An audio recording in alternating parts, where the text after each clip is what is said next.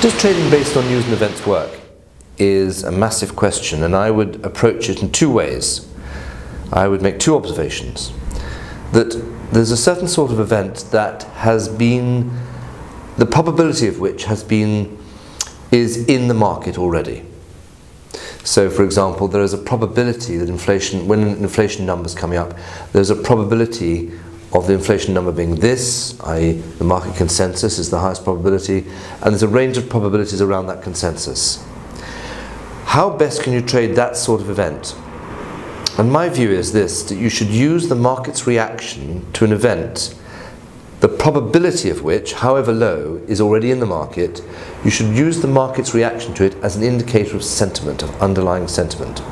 So what that means is, and I think this is very valuable information, is that basically when you get a good number for the market, i.e. a surprise that a number that had been anticipated, which was better than anticipated, and the market doesn't react more, and this is an intuitive thing, when the market doesn't react very well to a better than anticipated number, that's a vital piece of information about the underlying sentiment of the market, that it's bearish.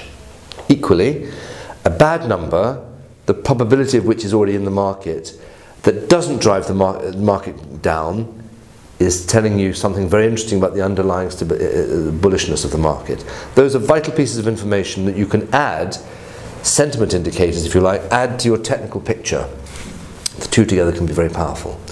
Now there's another sort of event which is completely out of the blue. That is, there was no probability of it in the market at all. It could not have been reasonably anticipated.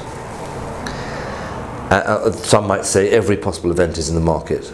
I'm not so sure. I think, first of all, even events anticipated never fully discounted, but there are some events that simply are game changers. And I think there, the speed with which the trader can change his mindset is almost a gauge of how much you'll make money out of an event like that. The sort of thing I'm thinking of is an out of the blue thing that is a one-off thing with no consequences, means that you tend to want to fade the market reaction to it, insofar as the worst moment is the first moment. Another sort of out of the blue event is the worst moment is not the worst moment. That is, implies a lot of things that might come, and therefore volatility will stay on the market. Reacting to those two chain scenarios, one of which is to sell volatility, because the worst move is the first move, it can't get worse. And then the second one is grasping the fact that the uncertainty is not going away, therefore you should be a buyer of volatility. That's what I'd say about events.